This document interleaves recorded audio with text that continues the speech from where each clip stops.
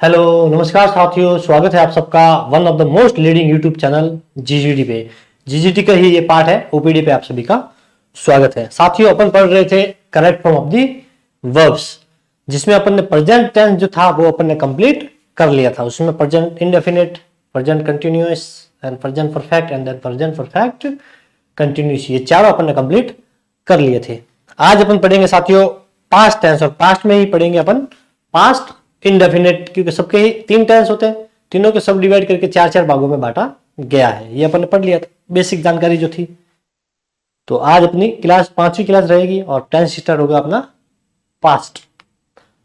तो past indefinite tense, indefinite शब्द आते ही इसका मतलब होता है अनिश्चित, मतलब इसमें कार्य कब पूरा होता है उसका समय नहीं दिया होता, अनिश्चित ये होता है। टेंस जो है वो लैटिन भाषा के टेम्पस से बना होता है, ठीक है, जिसका मतलब होता है काल, समय। इनडेफिनेट को सिंपल भी कहते हैं, सिंपल, ठीक है, इसे सिंपल टेंस भी बोलते हैं। इनडेफिनेट का मतलब ऐसे होता है अनिश्चित। तो इनडेफिनेट टेंस आ जाए, सिंपल टेंस आ जाए, तो दोनों सिनोनिम, एक ही बात है, ठीक है।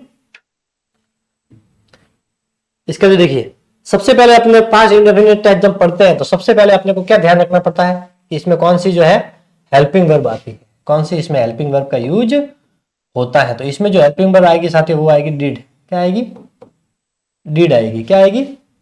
डिड होगी। अब ये डिड जो है ये सिंगुलर के साथ में भी यही आएगी, सिंगुलर के साथ, और अगर कोई प्लूरल है तो उसके साथ में भी यही आएगी, चाहे वो एक वचन हो या बहुवचन। सिंगुलर मतलब एक वचन, प्लूरल यानी कि बहुवचन। अब वाक्य एक वचन का करता है या बहुवचन है सब्जेक्ट, तो दोनों के ही साथ में डिड का प्रयोग होगा। प्रेजेंट सिंपल यानी कि प्रेजेंट इंडेफिनिट पढ़ा था, वहां पे हेल्पिंग वर्ब क्या थी, वहां पे अपन ने पढ़ी थी साथियों डू और डज। क्या पढ़ी थी? डू और डज। अब ये डू जो था ये प्लूरल के साथ में था, और ये डज जो था ये सिंगुलर के साथ में था। कैसे पहचान होती है? तो इनको पता है कि जिसके पीछे एस आता है वो हमेशा सिंगुलर के साथ में यूज होती है हेल्पिंग वर्ब, ठीक है। तो इसमें आएगा डिड, चाहे वो सिंगुलर हो या प्लूरल हो। यहां तक आपको समझ में आ गया होगा। अब इसमें मेन वर्ब कौन सी आएगी? तो पास्ट इंडेफिनिट टेंस है, इसमें जो मुख्य क्रिया जो आएगी जिसे मेन वर्ब बोलते हैं, तो इसमें जो मेन वर्ब जो आएगी साथियों, वो मेन वर्ब आएगी इसमें वर्ब की सेकंड फॉर्म, जिसे पास्ट टेंस फॉर्म भी बोलते हैं। क्या बोलते हैं? Past tense form, past tense form भी बोलते हैं। और वर्ब की थर्ड फॉर्म जो होती है साथियों उसे बोलते हैं पास्ट पार्टिसिपल फॉर्म, और आईएनजी वाली वर्ब होती है उसे बोलते हैं प्रेजेंट पार्टिसिपल वर्ब। तो सेकंड फॉर्म आएगी, मेन वर्ब तो आएगी इसमें सेकंड फॉर्म, और हेल्पिंग वर्ब आएगी इसमें डिड, सिंगुलर और प्लूरल दोनों के लिए। अपना प्रश्न बनेगा यहां से, देखिए पास्ट इंडेफिनिट टेंस वर्ब की सेकंड फॉर्म जो है वो मेन वर्ब के रूप में इसमें काम आती है। पहला जो इसका यूज है वो अपन देख लेते हैं। पहला इसका यूज है, देखिए पास्ट टाइम एडवर्ब्स लाइक, जो पास्ट टाइम को बताने वाले जो एडवर्ब्स है जो समय को बताते हैं। एडवर्ब्स क्या है ये मैंने आपको बता दिया, क्रिया विशेषण है, सीधा बोलूंगा, ठीक है। इसको एक्सप्लेन करके मैंने अपने प्रीवियस क्लासेस के अंदर बता दिया डिटेल में आपको। तो कौन कौन से एडवर्ब्स है जो समय को बताते हैं लेकिन वो पास्ट टाइम से जुड़े हुए, ऐसा समय जो बीत चुका है, वो वाले शब्द होंगे। जैसे अब यस्टरडे है तो ये थोड़ी है कि आने वाला कल, वो तो टुमारो होगा, भविष्य काल हो जाएगा। तो यस्टरडे मतलब बीता हुआ कल जो गुजर चुका है। इस प्रकार के शब्द होंगे जो समय को बताएंगे, लेकिन समय भी कैसा, जो बीत चुका है, ठीक है। जैसे यस्टरडे तो बीता हुआ कल, ये भी गुजर गया। लास्ट नाइट तो कल की बात कर रहे हैं, जो कल, जैसे आज अपन शुक्रवार को पढ़ रहे हैं तो गुरुवार की बात हो रही है, लास्ट नाइट गुरुवार की रात की। अगो पहले लास्ट के साथ में डे, लास्ट डे, ठीक है, अगले दिन, पिछले दिन, जैसे लास्ट मंथ पिछले महीने, लास्ट ईयर पिछले वर्ष, ठीक है। तो ये तीन वर्ड आपको याद रखने हैं, तीन चार जो भी है। देखिए यस्टरडे, लास्ट नाइट, अगो, लास्ट के साथ में डे, मंथ और ईयर, प्लस इसमें लास्ट वीक, फिर प्रीवियस के plus previous plus time.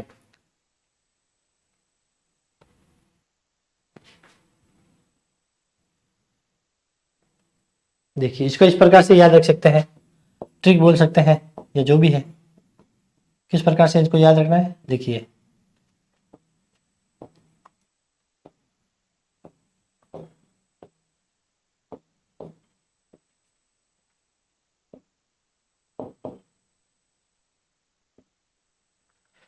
Yes go last time. अब यस से याद रखना है, मान लीजिए यस है, कोई लड़का है, गो लास्ट टाइम, यस जो है वो तुम्हें अंतिम बार यहाँ से जाना पड़ेगा। यस गो लास्ट टाइम, ये लास्ट बार है जब तुम्हें यहाँ से जाना है। एक शब्द है, बिल्कुल इजी लाइन है, याद हो जाएगी।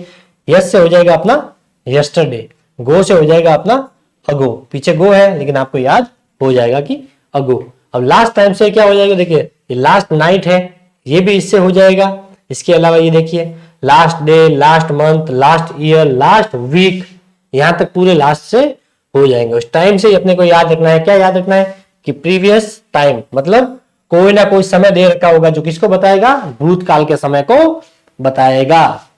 ठीक है, तो उसके लिए प्रीवियस टाइम, प्रीवियस शब्द आएगा, वहां पे क्या आएगा, प्रीवियस शब्द दे रखा होगा प्लस उसके साथ में कोई ना कोई समय को बताएगा। समय किसको बताएगा, पास्ट समय को बताएगा। ये सारे वर्ड जो है पास्ट समय को बताते हैं, उस टाइम को बताता है जो बीत चुका है। तो ये शब्द है, इससे आपको याद हो जाएंगे। देखिए एग्जांपल, इस प्रकार से आपसे प्रश्न बनेंगे। Ram blank to Mumbai a year ago, Ram जो है वो एक साल पहले मुंबई गया या गया था, तो एक साल पहले गया था।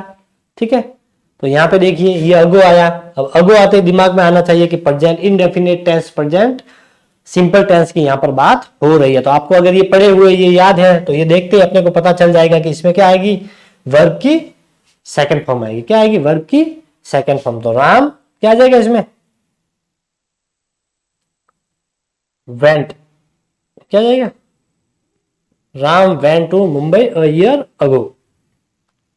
ठीक है, अगर इंट्रोगेटिव होता, इंट्रोगेटिव वाक्य होता और आगे खाली जगह होती तो डिड पढ़ देते, क्या पढ़ देते, डिड पढ़ देते। लेकिन सिंपल वाक्य है तो ध्यान रखना, पास्ट इंडेफिनिट टेंस में मेन वर्ब जो आएगी वो वर्ब की सेकंड फॉर्म अपने को खाली जगह में भरनी होगी। लेकिन उसके लिए आपको ये शब्द जो है वो याद रखने पड़ेंगे।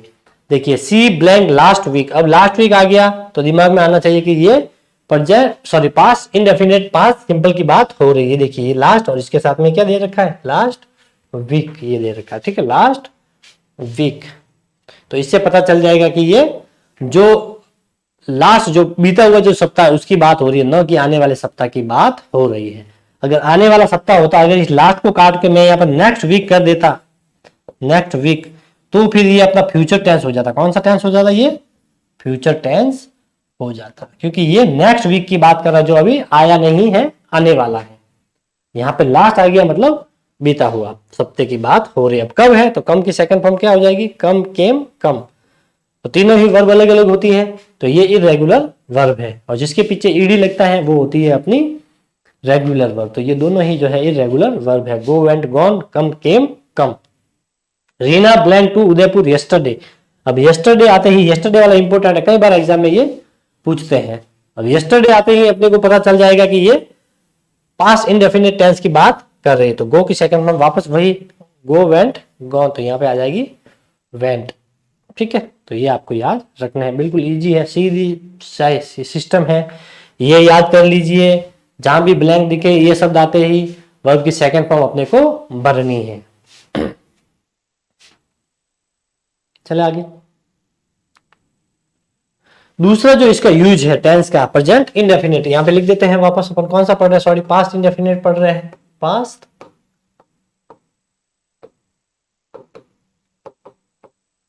इंडेफिनिट टेंस अपन पढ़ रहे हैं। तो यहां पर वापस इसको लिख देते हैं, इसे ही सिंपल भी कहते हैं।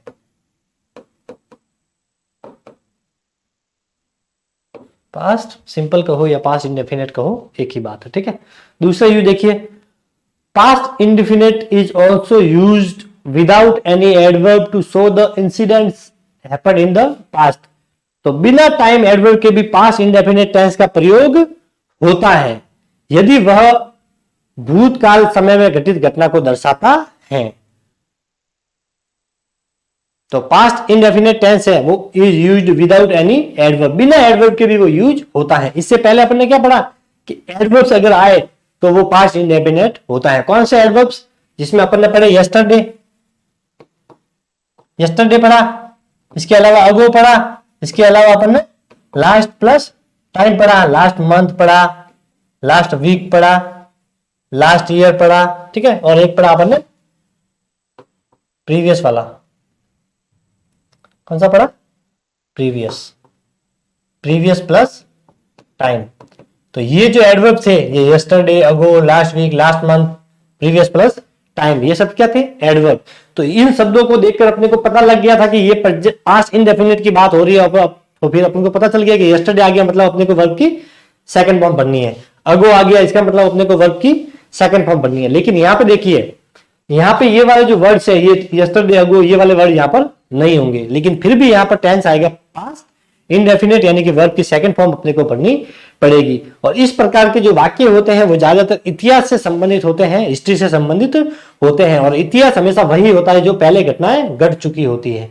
भूतकाल की जो घटनाएं होती है वही इतिहास को बताती हैं। और इस प्रकार के वाक्यों को पढ़कर आपको पता चल जाएगा कि ये भूतकाल की बात हो रही है, बिना किसी शब्द के भी। इसमें तो ये शब्द होंगे, लेकिन इस प्रकार के वाक्यों में शब्द नहीं होंगे, लेकिन फिर भी आपको पता चल जाएगा कि ये भूतकाल की बात हो रही है। जैसे इंडिया के प्रथम प्रधानमंत्री जो है श्री पंडित जवाहरलाल नेहरू थे, तो अपने को पता चल गया कि वर्तमान में पंडित जवाहरलाल नेहरू नहीं है, मतलब उनका देवलोक गमन हो चुका है। महाराणा प्रताप की बात आई, शिवाजी की बात आई, पृथ्वीराज चौहान की बात आई, किसी की भी बात आ गई, तो इसका मतलब ये वो महापुरुष थे जो वर्तमान में नहीं है, पुराने समय में ये थे। तो इस प्रकार के जो वाक्य हैं, इनको पता देखते पता चल जाएगा कि ये पास्ट की बात हो रही है, इतिहास से संबंधित होंगे। तो वहां अपने को सीधी जो है पास्ट इंडेफिनिट वाली वर्ब बननी है, यानी कि सेकंड फॉर्म वहां पर अपने को फील करनी है। कैसे करनी है देखिए, महाराणा प्रताप अकबर एट हल्दी घाटी, ठीक, यहां पे देगा डिफीट, ये डिफेट नहीं है, यहाँ पे ए है, ठीक है, डिफीट है, डिफीट मतलब हराना।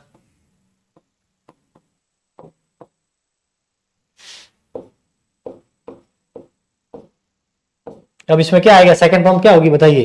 तो यहां ध्यान रखना, यहां पे आ जाएगी अपनी ईडी लग जाएगा, डिफीटेड। तो महाराणा प्रताप ने अकबर को जो है हल्दी घाटी के युद्ध में हराया था। तो अपने को कैसे पता चला? यहाँ पे देखिए कोई भी शब्द नहीं दे रखा जिसके अपने को ये पता चला कि ये पास्ट एडवर्ब भी नहीं दे रखा, यस्टरडे को कुछ भी नहीं रखा, लेकिन सीधा सा हिसाब है कि महाराणा प्रताप वर्तमान में नहीं है, ये पास्ट की बात है, अकबर यहाँ पर नहीं है, पास्ट की बात है। तो ये हिस्ट्री वाली जो घटनाएं होती है ये पास्ट को बताती है, वहां पर अपने को वर्ब की सेकंड फॉर्म यूज करनी है, यानी कि प्रेजेंट सॉरी पास्ट इंडेफिनिट का यूज करना है। मेरे दिमाग में बस प्रेजेंट ही आ रहा है सारे दिन, ठीक है। देखिए तो डिफीटेड हो जाएगा।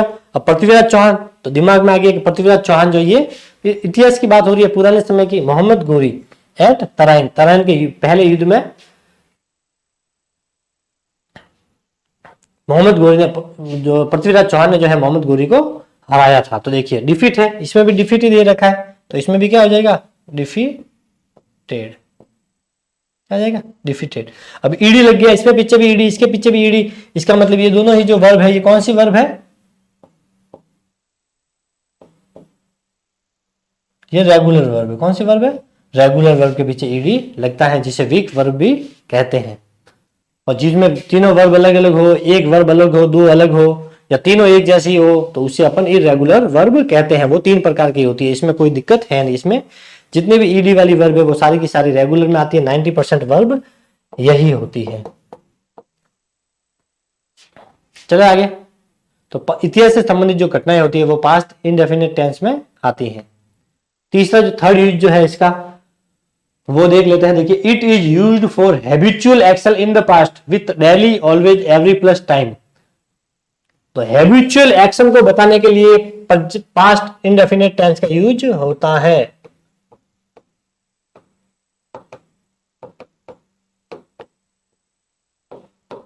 ठीक है, हैबिचुअल आदत, ठीक है, आदतन क्रिया कह सकते हैं अपन। जो इंसान की जो हैबिट होती है, जो आदत होती है, और आदत भी कैसी, पास्ट आदत, भूतकाल की कोई आदत, भूतकाल की आदतन क्रिया को, ऐसी कोई आदत जो मनुष्य को पास्ट में तो थी और हो सकता है वर्तमान में भी हो, और हो सकता है उसने छोड़ दी हो। कैसे, देखिए, मान लीजिए कोई व्यक्ति है कि वह जो है पहले बहुत ज्यादा जो है स्मोकिंग करता था।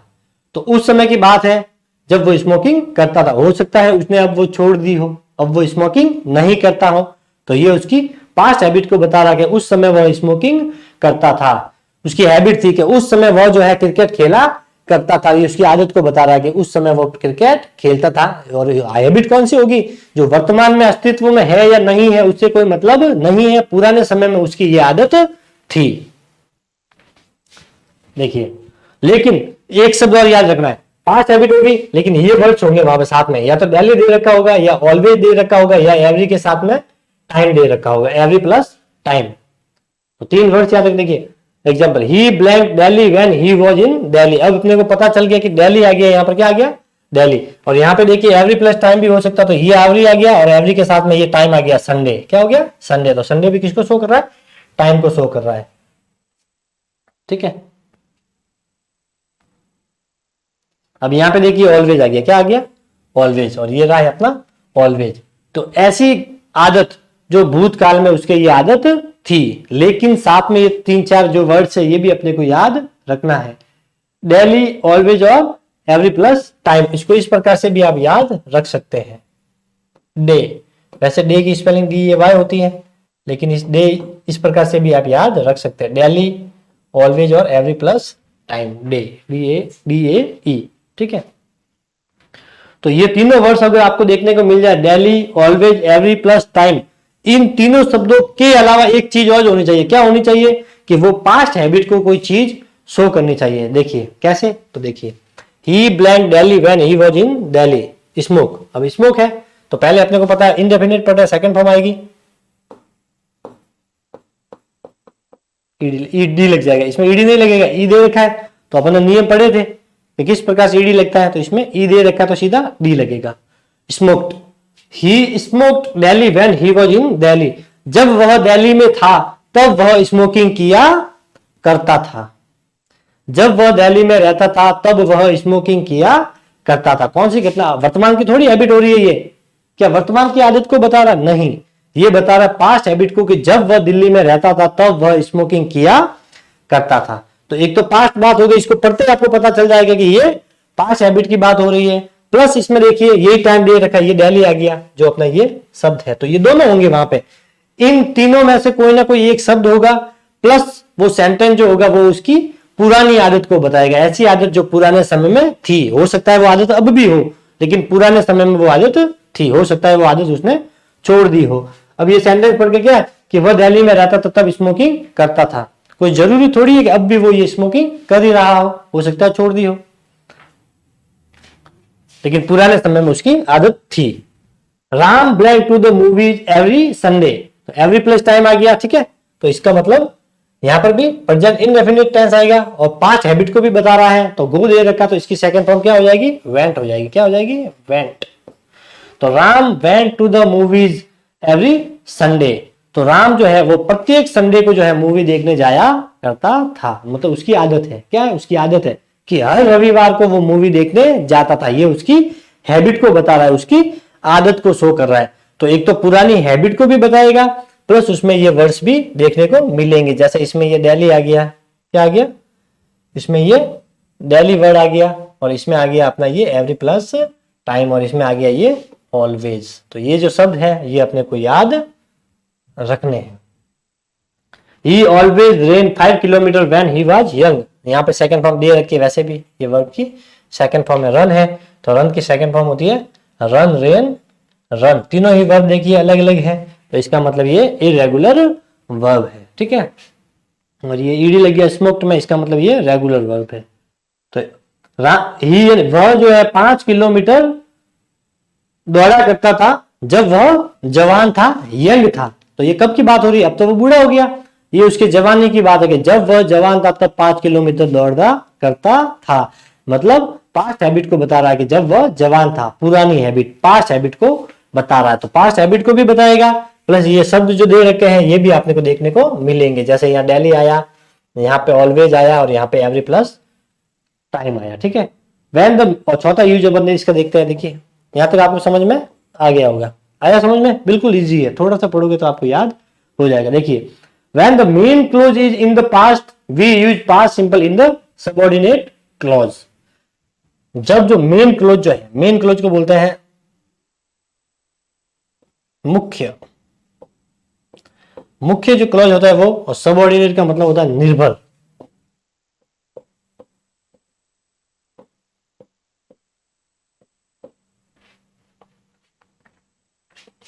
इसको इंडिपेंडेंट क्लॉज भी बोलते हैं।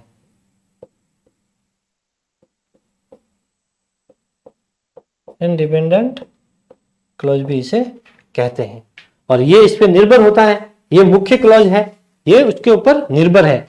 अब ये मुख्य है तो इसका मतलब है कि ये सबऑर्डिनेट जो है ये निर्भर है, नाम से पता चल रहा है किसके ऊपर निर्भर है, ये मुख्य क्लॉज के ऊपर निर्भर रहता है, तो इसे इंडिपेंडेंट बोलते हैं। तो इसे क्या बोलते हैं कि ये इसके ऊपर डिपेंड है, क्या है, तो डिपेंडेंट क्लॉज।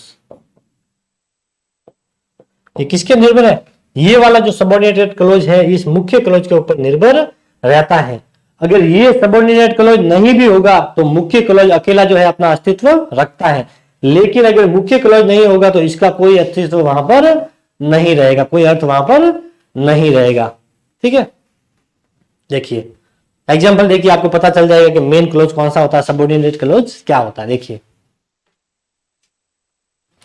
मेन क्लॉज जो है वो पास्ट में होगा, वी यूज पास्ट सिंपल, लेकिन इसमें भी ध्यान रखना है कि मुख्य क्लॉज जो है वो पास्ट टेंस में होगा। किस में होगा, पास्ट टेंस में। अगर मुख्य क्लॉज पास्ट टेंस में है तो वहां पर अपन पास्ट सिंपल टेंस का यूज करेंगे, और पास्ट सिंपल मतलब पास्ट इंडेफिनिट, इसका मतलब वर्ब की सेकंड फॉर्म का अपन यूज करेंगे। देखिए Ram knew that Sita was a good singer. अब देखिए एक क्लॉज तो दे रखा है ये वाला, और एक दे रखा है ये राम न्यू, नो की सेकंड फॉर्म है न्यू, जानना, और ये बीच में जो दैट दे रखा है ये कंजक्शन है या कनेक्टिव है, मतलब दोनों क्लोज को जोड़ने का काम कर रहा है। कंजक्शन का मतलब यही होता है, कनेक्टिव का मतलब वही होता है जो दो क्लोज को, दो वाक्यों को, दो शब्दों को जोड़ने का काम करता है। तो दो दैट हो गया यहाँ पर कंजंक्शन, और एक क्लॉज ये है, एक क्लॉज ये है, दोनों को जोड़ने का ये काम कर रहा है। अब अपने को ये ध्यान रखना है, सबसे पहले तो इसमें से मेन क्लोज को ढूंढना है कि मेन क्लोज कौन सा है।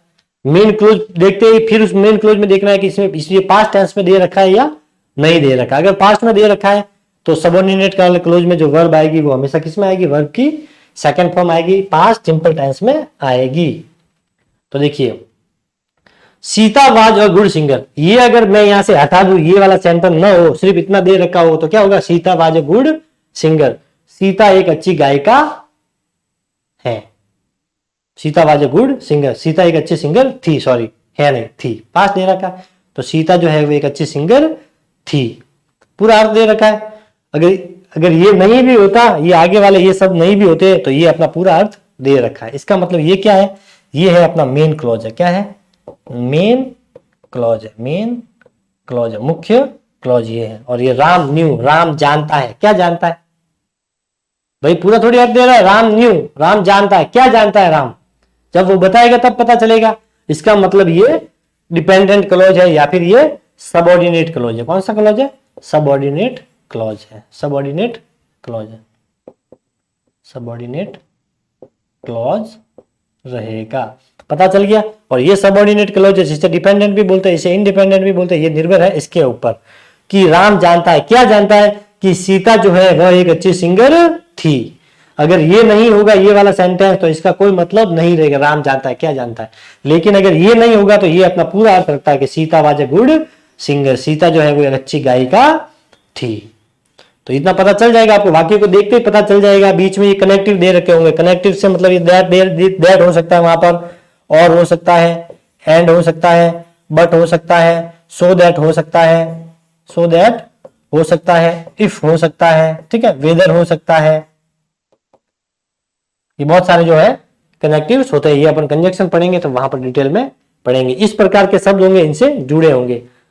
अब देखिए मेन क्लोज मिल गया अपने को, अब देखना है कि मेन क्लोज किसमें होना चाहिए, पास्ट में होना चाहिए। किसमें होना चाहिए, पास्ट में। तो यहाँ पे देखिए वाज लिख रखा है, क्या लिख रखा है, वाज, और वाज आते ही अपने को पता चल जाएगा कि वाज किसमें आता है, पास्ट टेंस में आता है, वाज वर्ब, प्रेजेंट में इज आर आता है, तो वाज आ गया, इसका मतलब ये पास्ट में। तो दोनों हो गए, मेन क्लोज भी ढूंढ लिया, पास्ट टेंस में है, वाज आया, इसलिए ये भी अपने को पता चल गया। अब अपने को पता चल गया यहाँ पे वो अपने को खाली जगह देगा, यहाँ पे भरी हुई है लेकिन यहाँ पे वो खाली जगह देगा, और यहाँ पे लिखा हुआ आएगा नो, और फिर अपने को भरना है। तो नो की सेकंड फॉर्म होती है साथियों न्यू, KNEW, ओ बदल जाएगा ई में। तो ये हो गया अपना पास्ट सिंपल। क्या हो गया, पास्ट सिंपल। और पास्ट सिंपल में वही होता है कि वर्ब की सेकंड फॉर्म होती है, तो नो की सेकंड फॉर्म होगी न्यू। इस प्रकार इसे फील करना। आई होप कि आपको यहां तक समझ में आ गया होगा। आप स्क्रीनशॉट ले लीजिए, तब तक मैं भी थोड़ा पानी पी लेता हूं।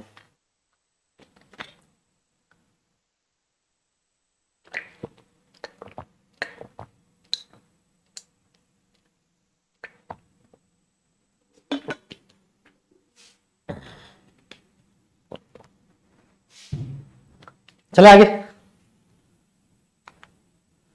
देखिए पांचवा जो पॉइंट है वो, यदि वाक्य में बिफोर के पहले हेड प्लस वर्ब की थर्ड फॉर्म हो तो बिफोर के बाद में वर्ब की सेकंड फॉर्म यानी कि पास्ट इंडेफिनिट टेंस का यूज होता है। ये फॉर्मूला आपको याद रखना है,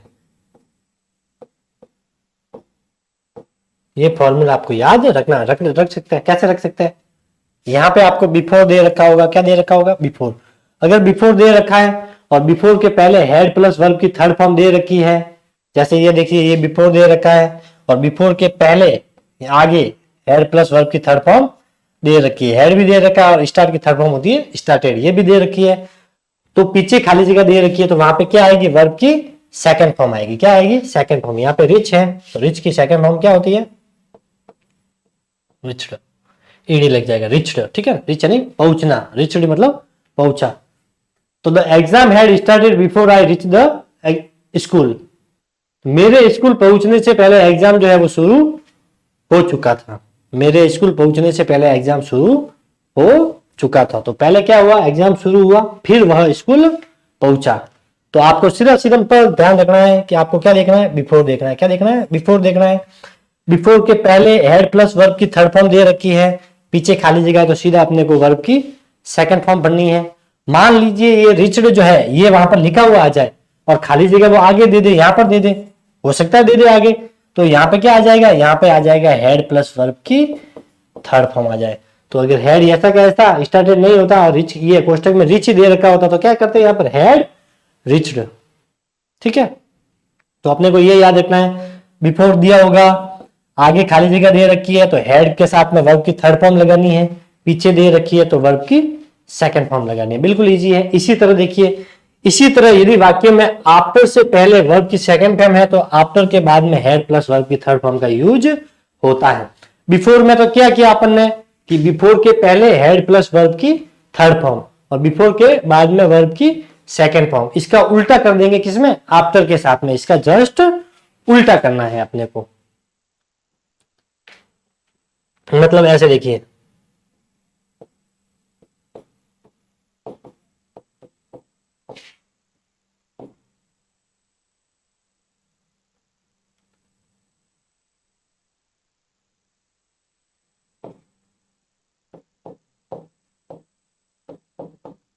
ये फॉर्मूला, उसका फॉर्मूला ये है, उसका फॉर्मूला ये है, दोनों आपको याद रखने हैं, याद हो जाएंगे। इसमें देखिए बिफोर दे रखा था, इसमें आपको आफ्टर दे रखा होगा। बिफोर और आफ्टर दो शब्द याद रखने हैं। बिफोर हो जाएगा याद, आफ्टर भी हो जाएगा। बिफोर के पहले हेड प्लस थर्ड फॉर्म दे रखी है, बिफोर के बाद में वर्ब की सेकंड फॉर्म। इसमें उल्टा करना है, आफ्टर वही है, ये हेड प्लस थर्ड फॉर्म जो यहाँ पर आगे था वो अपन ने यहाँ पर पीछे लगा दिया। यहाँ पर वर्ब की सेकंड फॉर्म पीछे थी, वो अपन ने यहाँ पर आफ्टर के पहले लगा दी। तो बिल्कुल ईजी है, इसको आगे पीछे करना है बस। The doctor blank after the patient had dead,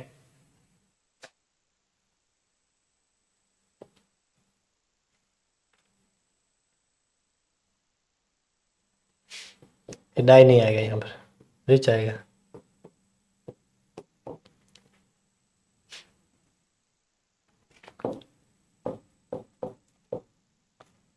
ठीक है, तो रिच की सेकंड फॉर्म क्या होती है? Reached. The doctor reached after the patient had dead, तो पेशेंट के मरने के बाद डॉक्टर जो है वहां पर पहुंचा। ठीक है,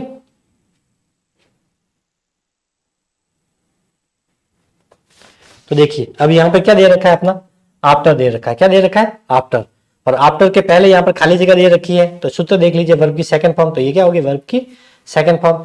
और यहाँ पे देखिए हेड प्लस वर्ब की थर्ड फॉर्म, तो ये दे रखा है हेड और ये दे रखी है डाइड अपनी वर्ब की थर्ड फॉर्म, ये दे रखा है अपना हेड।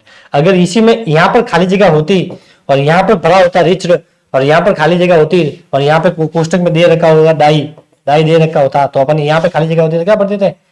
Head died. ठीक है, तो बिल्कुल इजी है। बिफोर के पहले अगर खाली जगह तो हेड प्लस थर्ड फॉर्म, बाद में है तो वर्ब की सेकंड फॉर्म। आफ्टर के पहले वर्ब की सेकंड फॉर्म और आफ्टर के बाद में verb head plus third form. इसका उल्टा हो जाएगा आफ्टर में। बिल्कुल इजी, आपको याद हो जाएगा। चले आगे। छठा जो इसका यूज है वो देख लेते हैं। देखिए वर्ब की सेकंड फॉर्म यानी कि past subjunctive, I would rather plus subjective case plus verb की सेकंड फॉर्म। अब ये सब्जेक्टिव क्या होता है तो वो भी देख लेते हैं। ये शब्द आपको देखने को मिलेगा। सबसे पहले तो ये एक प्रकार का फॉर्मूला ही मान लीजिए जो आपको याद करना है, हो जाएगा, ज्यादा याद करने की जरूरत भी नहीं है। आई वुड रादर शब्द दे रखा होगा, यहाँ पर सब्जेक्टिव केस। सब्जेक्टिव देखिए केस दो होते हैं, एक होता है सब्जेक्टिव, एक होता है सब्जेक्टिव, एक होता है ऑब्जेक्टिव। अब सब्जेक्टिव में जैसे ये ही दे रखा है तो ही का ऑब्जेक्टिव क्या होता है, हिम। सी दे रखा है तो सी का क्या होता है, हर।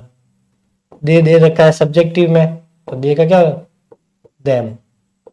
वी दे रखा है जैसे सब्जेक्टिव तो क्या हो जाएगा, अस। इस प्रकार से जो होता है, ठीक है। तो सब्जेक्टिव में जो होते हैं वो इस प्रकार से रहते हैं, इसी ऑब्जेक्टिव केस इसका उल्टा होता है। जैसे पैसिव में जो अपन करते हैं कि ही दे रखा तो ही का हिम हो जाता है, दे रखा है तो दे का देम हो जाता है। इसे बोलते हैं साथियों सब्जेक्टिव केस। तो इसके देखिए आई वुड रादर दे रखा होगा, इसके बाद में यहाँ पे सब्जेक्टिव केस दे रखा होगा, तो वहां पर अपने को वर्ब की सेकंड फॉर्म आगे बढ़नी है। कैसे बढ़नी है एग्जांपल देख लीजिए, समझ में आ जाएगा। I would rather he hired a car. यहाँ पे ये हायर लिख रखा था, क्या लिख रखा था, हायर, और यहाँ पे ब्लैंक था जो इन्होंने गलती से नहीं रखी होगी। देखिए आई वुड रादर आ गया, ये आ गया आई वुड रादर आ गया यहाँ तक। फिर यहाँ पे सब्जेक्टिव केस तो ये ही आ गया, ही क्या है अपना सब्जेक्टिव केस। अब फिर यहाँ पर ब्लैंक दे रखा है तो अपने को पता है कि यहाँ पर क्या आएगी, वर्ब की सेकंड फॉर्म। तो हायर की सेकंड फॉर्म क्या होती है, हायर्ड कार। उसने जो है एक टैक्सी जो है वो हायर की, किराए पे लेना, उसे बोलते हैं हायर करना। आई वुड रादर ये आ गया, इस सूत्र के हिसाब से देखिए आप, इसके हिसाब से ये आ गया, तो ये आ गया अपना आई वुड रादर। फिर सब्जेक्टिव, यू भी सब्जेक्टिव है, यू का सब्जेक्टिव और ऑब्जेक्टिव दोनों एक जैसे ही होते हैं। यू का सब्जेक्टिव भी यही होता है, ऑब्जेक्टिव भी यही होता है। तो ये यू आ गया सब्जेक्टिव, ये आई वुड रादर आ गया, ये सब्जेक्टिव केस में यू आ गया। फिर ब्लैंक क्या आ गया, तो ब्लैंक में क्या आ जाएगा, वर्ब की सेकंड फॉर्म गो दे रखा है तो यहाँ पे क्या आ जाएगा, went. I would rather you went on bike. तुम्हें जो है ज्यादातर जो है बाइक पे जाना उसे पसंद है, ठीक है। आई वुड रादर मतलब कभी कभार ही वो बाइक पे जाता है, वुड रादर, ठीक है। तो सबसे पहले अपने को क्या याद रखना है, अपने को सिर्फ इतना याद रखना है कि ये फॉर्मूला याद रखना है। आई वुड रादर दे रखा होगा, सीधा सिंपल है।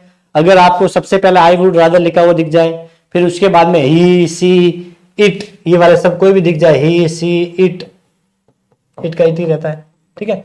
इनमें से कोई शब्द दिख जाए, यहाँ पर सब्जेक्टिव केस वाला पीछे खाली जगह दिख जाए, तो बिना पूछे सीधा सा अपने को वर्ब की सेकंड फॉर्म वहां पर भरनी है। तो आई वुड रादर याद रखना है। सब्जेक्टिव में जैसे ये ही दे रखा है, यू दे रखा है, वी हो सकता है, सी हो सकता है, दे हो सकता है, इट हो सकता है, आई हो सकता है, आई का मी होता है, ठीक है।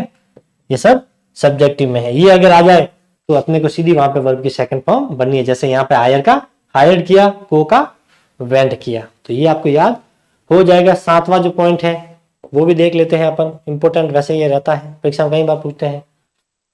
यदि इट इज टाइम या इट इज हाई टाइम दिया हो, क्या दे रखा हो, या तो आपको वहां पे देखने को मिल जाए इट इज टाइम, क्या देखने को मिल जाए, it is time, it is time देखने को मिल जाए, या फिर इट इज हाई टाइम वहां पर लिखा हुआ मिल जाए, तथा उसके बाद सब्जेक्टिव केस यही वाले, ये आगे वाले, ये वाले कोई भी मिल जाए, तो उसके बाद वर्ब की सेकंड फॉर्म का यूज होता है। ये और ये दोनों एक जैसे हैं।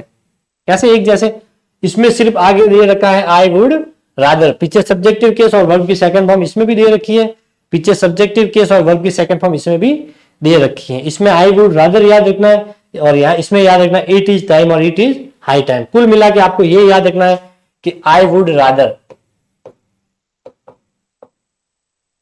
ये वाला शब्द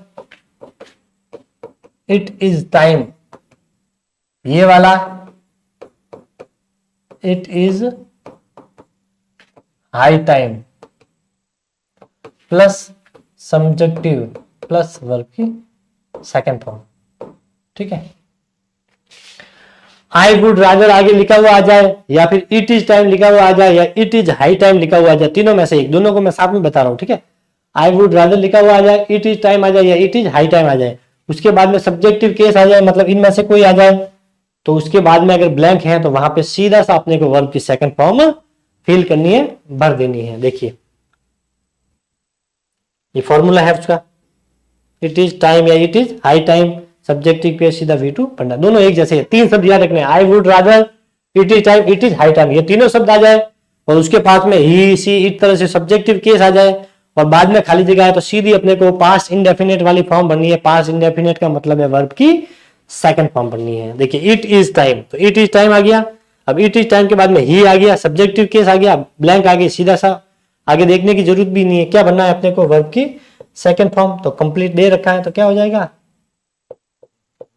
कंप्लीटेड। ई लिख रखा है तो सीधा डी जोड़ना है, ईडी लिखने की जरूरत नहीं है, कंप्लीटेड रेगुलर फॉर्म हो जाएगी।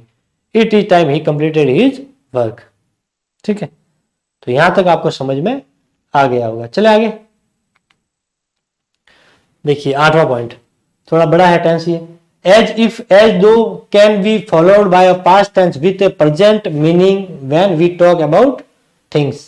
अगर आपको एज इफ लिखा हुआ आ जाए या एज दो लिखा हुआ आ जाए, can be followed by a past tense with present meaning, as if और एज दो लिखे हुए आ जाए, लेकिन देखिए एज इफ एज दो के बाद पास्ट टेंस होने पर भी वह वर्तमान समय बताता है तथा इसके प्रकार के वाक्य सत्य नहीं होते हैं।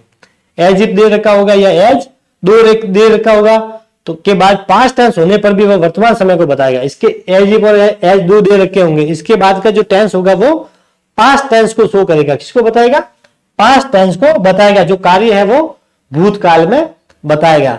ठीक है, एज इफ दे रखा होगा, एज दो दे रखा होगा, उसके बाद में ऐसा कोई भी दे रखा होगा, जैसे वाज दे रखा होगा या वर्ब की सेकंड फॉर्म दे रखी होगी, तो ये किस में आता है, वॉज पास्ट टेंस में आता है। सेकंड फॉर्म किस में आती है, पास्ट टेंस में आती है। जैसे डिड आ गया तो डिड किस में आता है, पास्ट टेंस में आता है। ठीक है, तो अगर इस प्रकार के कुछ शब्द दे रखे जो पास्ट टेंस को बताते हैं तो उसके बाद में जो है टेंस कौन सा होगा, लेकिन वहां पर समय वर्तमान को बताएगा। किसको बताएगा, वर्तमान समय बताता है तथा इस प्रकार के वाक्य सत्य नहीं होते हैं। एग्जाम्पल देख लीजिए आप, एक बार समझ में आ जाएगा। ही टॉक्स एज इफ, सबसे पहले तो आपने ये देखना है, एज इफ देखना है। क्या देखना है, एज इफ। यहाँ पे ये ऑब्लिक है, एज इफ भी आ सकता है, एज दो भी आ सकता है। ही वर रिच, यहाँ पे दे रखा था व, यहाँ पे दे रखा था बी। क्या दे रखा था, बी। और यहाँ पे आएगा आपके ब्लैंक, तो यहाँ पे क्या बनना है, वर बनना है।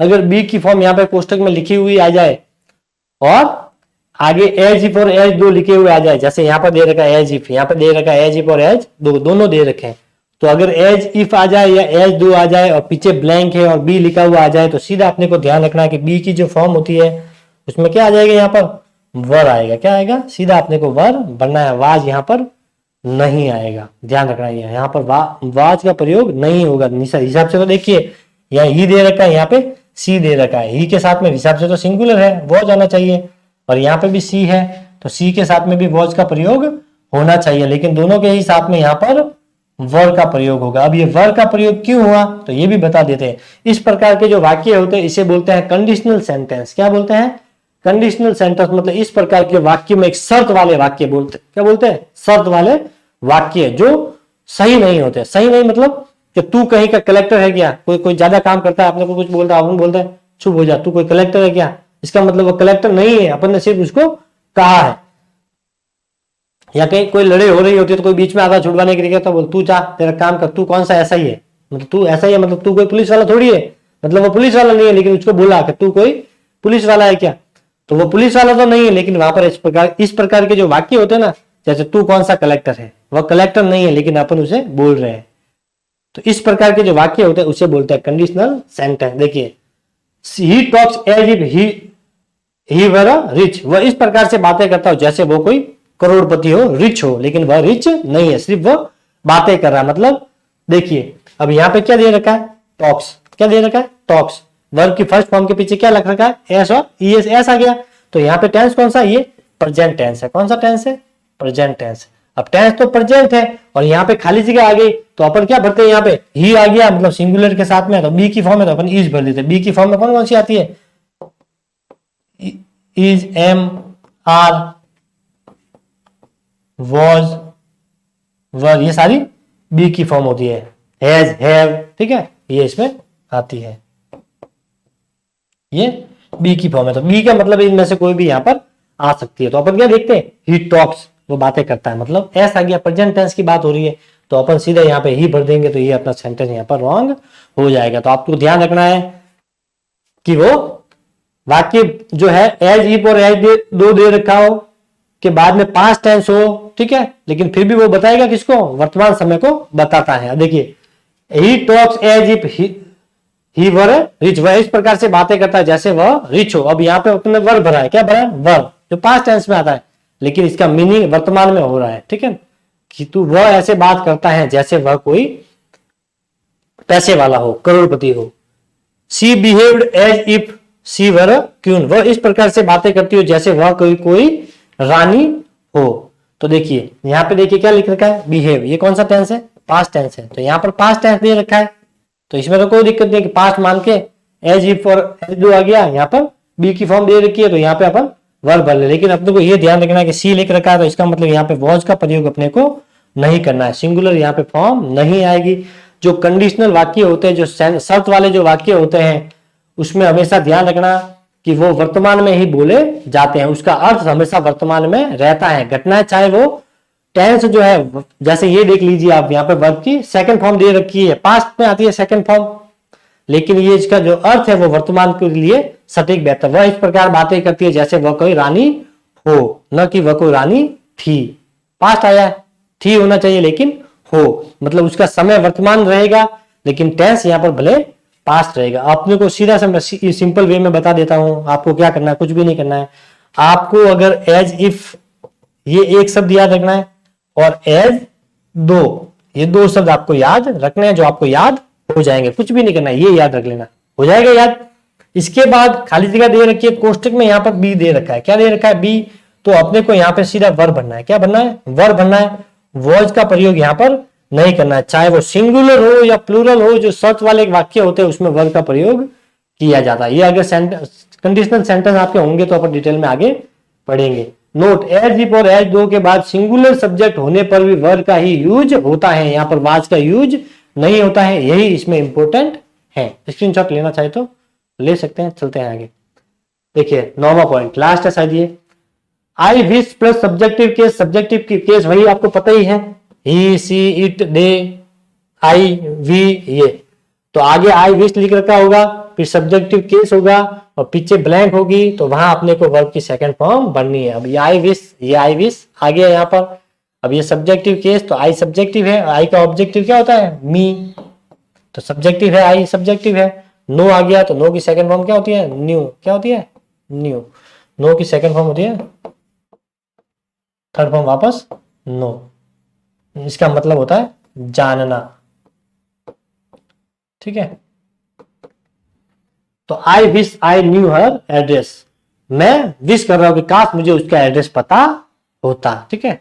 तो ये भी एक तरह से कंडीशनल सेंटेंस है। आपको सिर्फ ये ध्यान रखना, आई विश लिखा हुआ आ जाए, क्या लिखा हुआ आ जाए, आई विश लिखा हुआ आ जाए, या फिर इट इज टाइम लिखा हुआ आ जाए, या फिर it is high time, it is high time, या फिर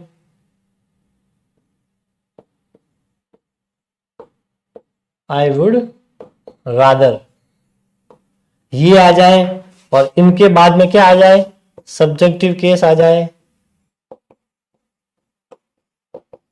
सब्जेक्टिव केस आ जाए, और उसके आगे खाली जगह आ जाए, तो यहां पर हमेशा वर्ब की सेकंड फॉर्म का यूज करना है। अब ये तीनों जो चारों जो पॉइंट्स थे वो सब मैंने एक में लिख दिए।